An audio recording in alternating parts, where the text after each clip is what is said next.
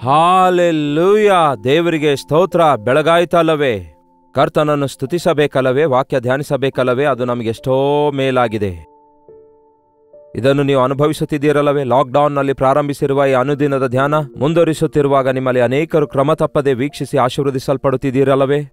ಒಂದು ದಿನ ವಾಕ್ಯ ಕೇಳದಿದ್ದರೆ ಆ ದಿನ ಏನೋ ಕಳೆದುಕೊಂಡ ಹಾಗೆ ಇರುತ್ತೆ ಎಂದು ನೀವು ತಿಳಿಸುತ್ತಾ ಇರುವುದಕ್ಕಾಗಿ ದೇವರಿಗೆ ಸ್ತುತಿಸುತ್ತೇನೆ. ಬನ್ನಿ ಹಾಗಾದರೆ ದೇವರ ವಾಕ್ಯವನ್ನು ಧ್ಯಾನಿಸೋಣ. ಪ್ರಾರ್ಥನೆ. ಪರಿಶುದ್ಧ ದೇವರೇ, ನಿಮಗೆ ವಂದನೆಗಳು. ಪ್ರತಿದಿನ ನಿಮ್ಮ ಪಾದಗಳ ಬಳಿಯಲ್ಲಿ ಕಾದುಕೊಂಡು ನಿಮ್ಮ ಮಾತುಗಳನ್ನು ಕೇಳುವುದಕ್ಕಾಗಿಯೂ ನಮ್ಮ ಜೀವಿತದಲ್ಲಿ ಅನ್ವಯಿಸಿಕೊಳ್ಳುವುದಕ್ಕಾಗಿಯೂ ಕೊಟ್ಟ ಈ ಭಾಗ್ಯಕ್ಕಾಗಿ ವಂದನೆಗಳು. ಮತ್ತೊಂದು ಸಾರಿ ನಮ್ಮ ಸ್ಥಿತಿ ಏನೆಂದು ಅರಿತುಕೊಳ್ಳುವ ಹಾಗೆ ನಮ್ಮೊಂದಿಗೆ ಮಾತಾಡಿರೆಂದು ಕ್ರಿಸ್ತನ ನಾಮದಲ್ಲಿ ಬೇಡುತ್ತೇನೆ ತಂದೆಯೇ, ಆಮೇನ್. ಚೆನ್ನಾಗಿದ್ದೀರಾ? ಸುಖವಾಗಿ ನಿದ್ರೆ ಮಾಡಿದ್ದೀರಾ?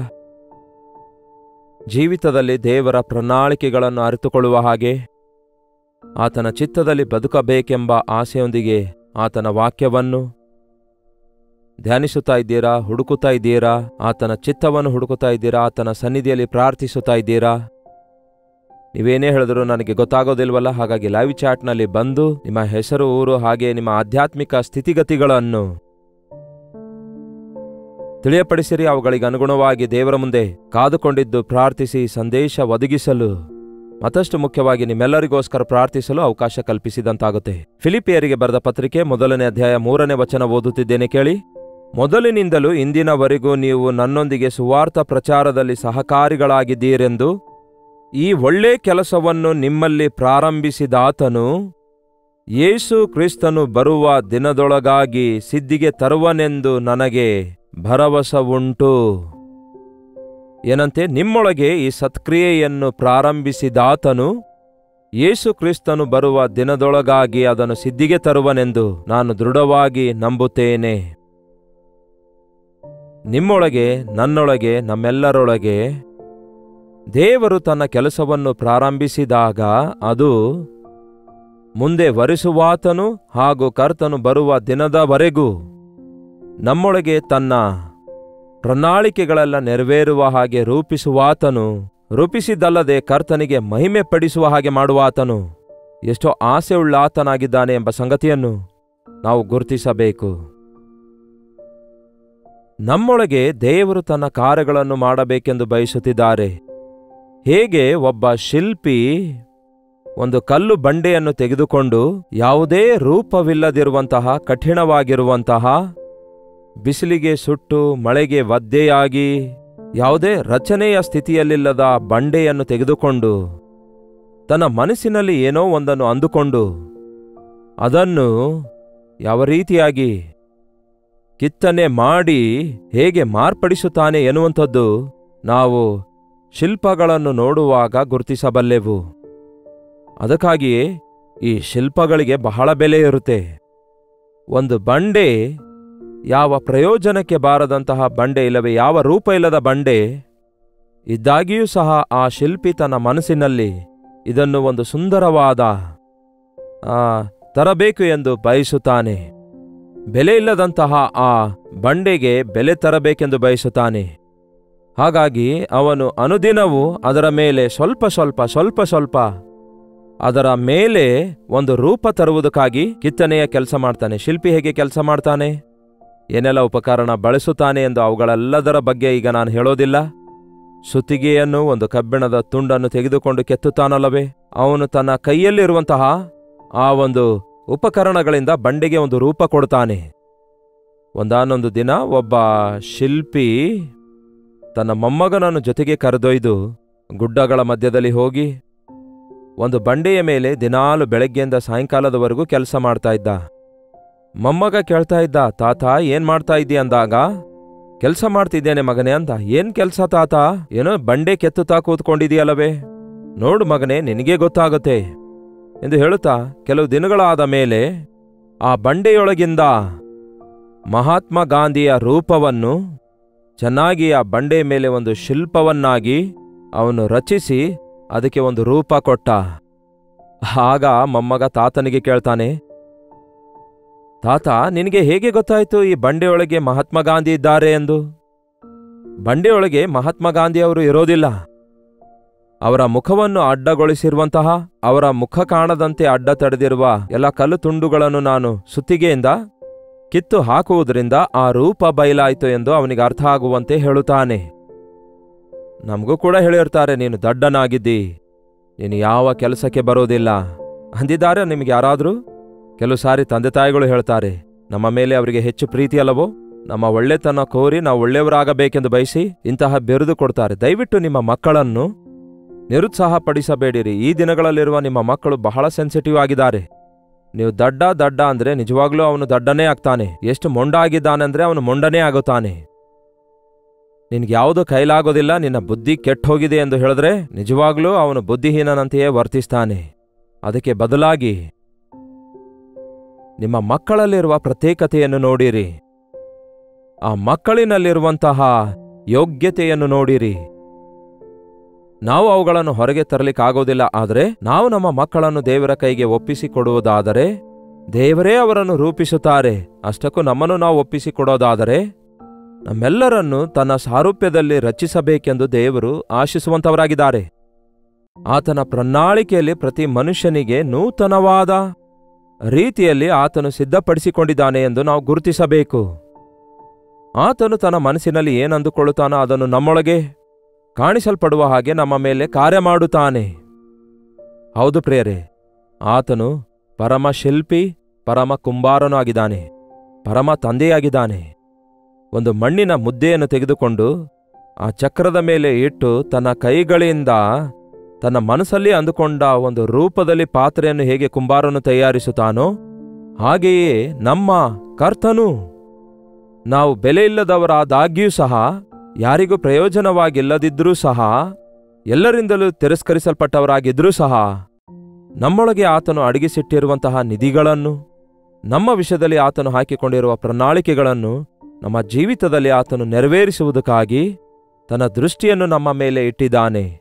ನಮ್ಮನ್ನು ನಾವೇ ಆತನಿಗೆ ಒಪ್ಪಿಸಿಕೊಡೋದಾದರೆ, ಕರ್ತನೇ, ಇಗೋ ನನ್ನ ಜೀವಿತ ನಿಮ್ಮ ಇಷ್ಟ ಬಂದಂತೆ ಮಾರ್ಪಡಿಸಿಕೊಳ್ಳಿರಿ, ನನ್ನನ್ನು ನಿಮಗೋಸ್ಕರ ರಚಿಸಿಕೊಳ್ಳಿರಿ ಎಂದು ನೀವು ಪ್ರಾರ್ಥಿಸುವುದಾದರೆ, ನಾನು ಹಾಗಾಗಬೇಕು, ಹೀಗಾಗಬೇಕು, ಹಾಗಿರಬೇಕು, ಹೀಗಾಗಬೇಕು ಅನ್ನುವುದರ ಬದಲಿಗೆ, ದೇವರೇ, ನಾನು ಹೇಗಿರಬೇಕೆಂದು ನೀನು ಬಯಸುತ್ತಾ ಇದೆಯೋ ನನಗೆ ಹಾಗೆ ಮಾಡು ದೇವರೇ ಎಂದು ಹೀಗೆ ನಮ್ಮನ್ನು ನಾವೇ ಕರ್ತನಿಗೆ ಒಪ್ಪಿಸಿಕೊಟ್ಟ ದಿನ ನಮ್ಮೊಳಗೆ ಆತನು ತನ್ನ ಕಾರ್ಯ ಪ್ರಾರಂಭಿಸುತ್ತಾನೆ.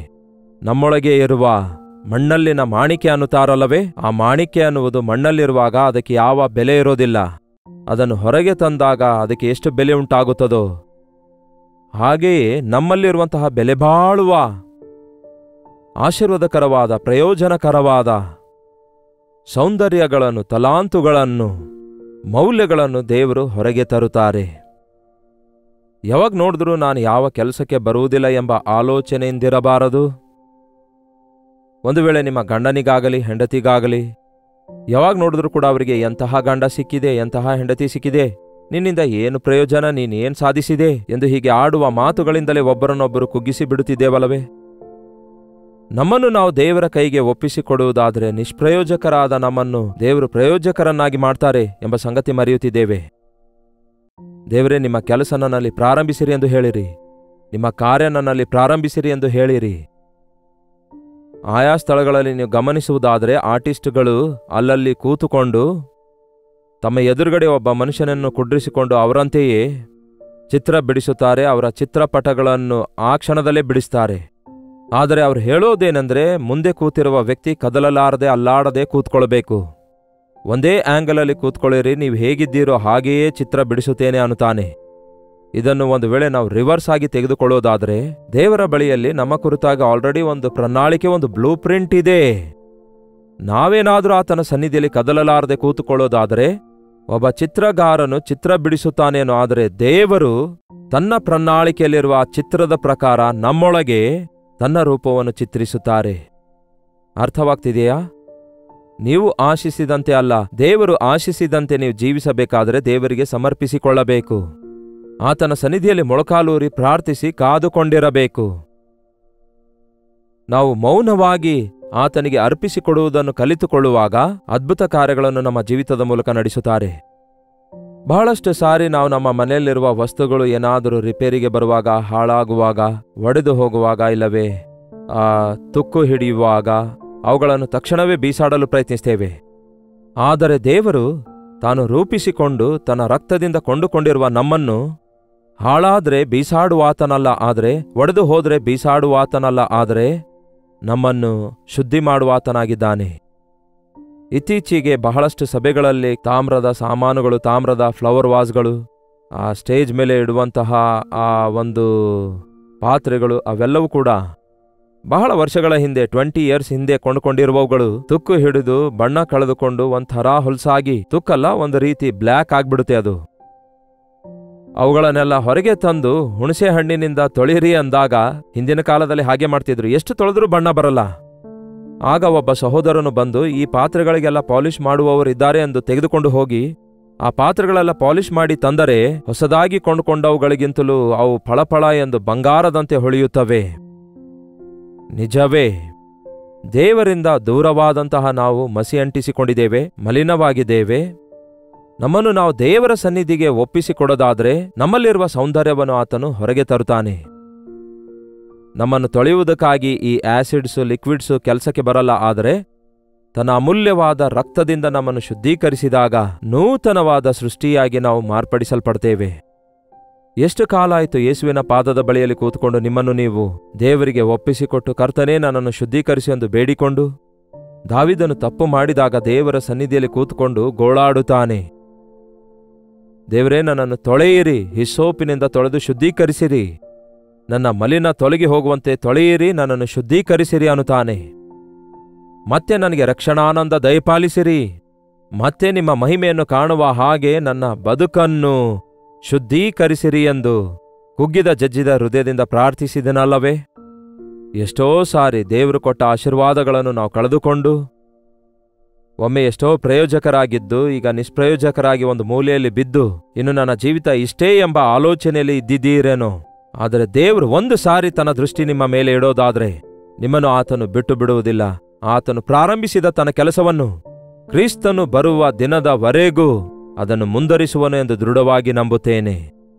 ನಿಮ್ಮನ್ನು ಸೋಸಿ, ನಿಮ್ಮನ್ನು ತೊಳೆದು, ನಿಮ್ಮನ್ನು ಶುದ್ಧೀಕರಿಸಿ, ಈ ಲೋಕದ ಮಾಲಿನ್ಯದಿಂದ ಮೇಲಿಂದ ಮೇಲೆ ನಿಮ್ಮನ್ನು ಶುದ್ಧೀಕರಿಸುತ್ತಾ ಶುದ್ಧ ಹೃದಯವುಳ್ಳವರಾಗಿ ದೇವರ ಮುಂದೆ ಕರ್ತನ ಪ್ರತ್ಯಕ್ಷತೆಯ ದಿನದಲ್ಲಿ ಆತನ ಮುಂದೆ ಯೋಗ್ಯರಾಗಿ ನಾವು ನಿಲ್ಲಬೇಕೆಂದು ಆತನು ಬಯಸುವಾತನಾಗಿದ್ದಾನೆ. ಅದಕ್ಕೆ ವಾಕ್ಯವೆಂಬ ಶುದ್ಧ ಜಲದ ಸ್ನಾನ ನಮಗೆ ಅವಶ್ಯಕವಾಗಿದೆ. ಅದಕ್ಕೆ ಪ್ರಾರ್ಥನೆಯಲ್ಲಿ ನಾವು ಪರಿಶುದ್ಧಗೊಳಿಸಲ್ಪಡೋದು ಅವಶ್ಯಕವಾಗಿದೆ. ನಾವು ಶುದ್ಧೀಕರಿಸಲ್ಪಡೋದು ಎಷ್ಟೋ ಅವಶ್ಯಕವಾಗಿದೆ. ಅದಕ್ಕೆ ಪ್ರತಿದಿನ ದೇವರ ಸನ್ನಿಧಿಗೆ ಬಂದು, ಪ್ರಭುವೇ, ನೀವು ಆಶಿಸಿದ ರೀತಿಯಲ್ಲಿ ನಾನು ಜೀವಿಸುವಂತೆ ನನ್ನನ್ನು ಶುದ್ಧೀಕರಿಸಿರಿ. ಈ ಲೋಕ ಮಾಲಿನ್ಯದಿಂದ ನನ್ನನ್ನು ಮತ್ತೊಂದು ಸಾರಿ ಶುದ್ಧೀಕರಿಸಿರಿ ಎಂದು ಯೇಸುವಿಗೆ ಬೇಡಿಕೊಳ್ಳುವುದು ನಮಗೆ ಎಷ್ಟೋ ಅವಶ್ಯಕವಾಗಿದೆ. ಒಂದಾನೊಂದು ದಿನ ಒಂದು ಟೊಬ್ಯಾಕೋ ಕಂಪನಿಯಲ್ಲಿ ಕೆಲಸ ಮಾಡುವವನು, ಕೆಲವೊಂದು ಸ್ಥಳಗಳಲ್ಲಿ ಹೊಗೆ ಫ್ಯಾಕ್ಟರಿಗಳಿರ್ತಾವಲ್ಲವೇ, ಸಾಯಂಕಾಲದವರೆಗೂ ಆ ಫ್ಯಾಕ್ಟರಿಯಲ್ಲಿ ಕೆಲಸ ಮಾಡು ಬರುವವರಲ್ಲಿ ಎಂತಹ ವಾಸನೆ ಬರುತ್ತೆ ಹೇಳ್ರಿ.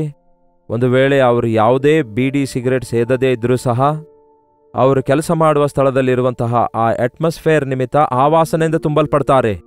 ಅದಕ್ಕೆ ಅವರು ತಮ್ಮ ಮನೆಗೆ ಬಂದ ತಕ್ಷಣವೇ ಶುಭ್ರವಾಗಿ ಸ್ನಾನ ಮಾಡಿ ಬಟ್ಟೆ ಬದಲಾಯಿಸಿಕೊಳ್ಳುವಾಗಲೇ ಅವರು ಸರಿಯಾಗಿರ್ತಾರೆ. ಹಾಗೆಯೇ ಒಂದು ಕಾಲದಲ್ಲಿ ನಾವು ಕ್ರಿಸ್ತನ ರಕ್ತದಿಂದ ತೊಳೆಯಲ್ಪಟ್ಟಿದ್ದೆವು. ಆದರೆ ಈ ಲೋಕದಲ್ಲಿನ ಅಪವಿತ್ರವಾದ ಮನುಷ್ಯರೊಂದಿಗೆ ಇರುತ್ತಿದ್ದೇವೆ. ಈ ಲೋಕದಲ್ಲಿ ನಾವು ಸಂಚರಿಸುತ್ತಿದ್ದೇವೆ.